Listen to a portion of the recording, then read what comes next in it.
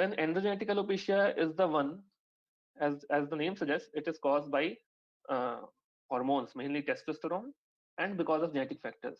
And it is the most common cause of hair loss worldwide.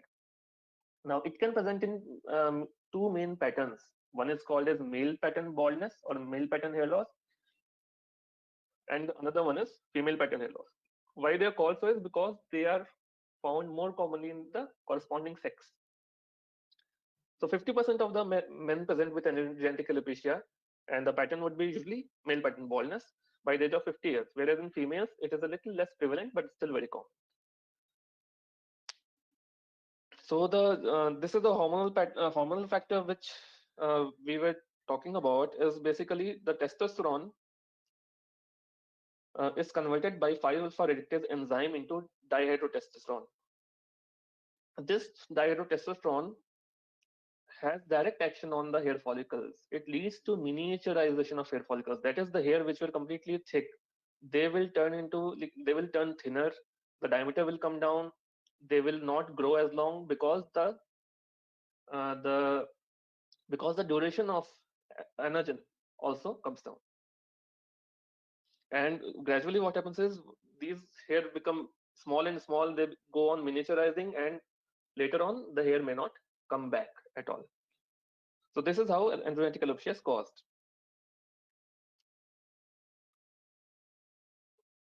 So the miniaturization is basically pigmented terminal hair progressively replaced by finer, short, virtually less pigmented or non-pigmented hair.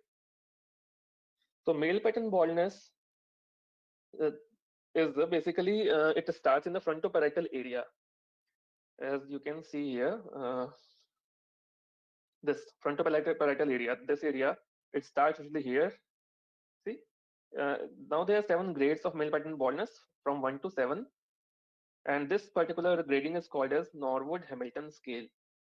So as you go from grade 1 to 7, you will see that this area, this temporoparietal area, there is recession of hairline. It is going back and back. The bald area is going back, and along with that, the vertex may also be involved.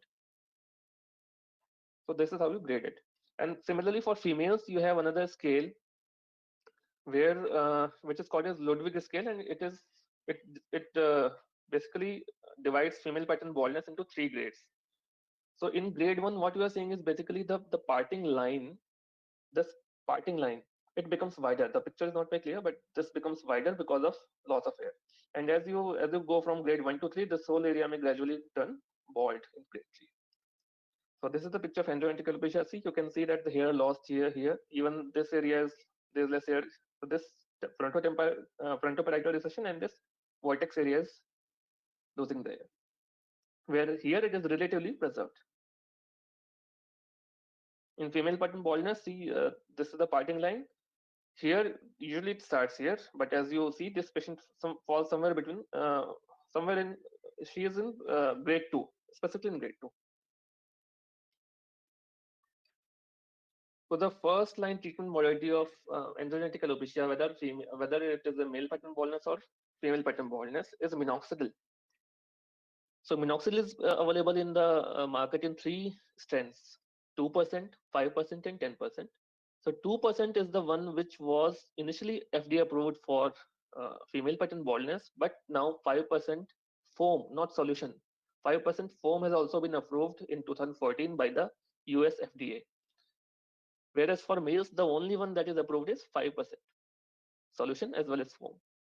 10% is also available in the market, and the advantage with 10% is that 5% minoxidil in males it has to be applied twice a day, whereas with 10% only once a day application is sufficient.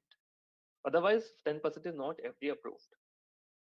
Then oral finasteride is a dihydrotestosterone 5-alpha reductase inhibitor. Oral finasteride is 5-alpha reductase inhibitor and prevents the conversion of testosterone to dihydrotestosterone.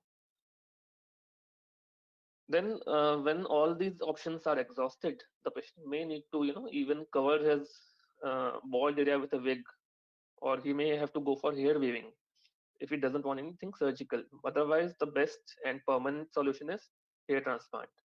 So hair transplant is basically 2 types. It's not very important for you, but you just need to remember the names. There are two basic techniques of hair transplantation. One is follicular unit transplantation, and one another is follicular unit extraction. Thanks for watching. How was the video? Do let me know in comment section. Please do like, share, and subscribe, and don't forget to press the bell icon for more updates. Have a great day.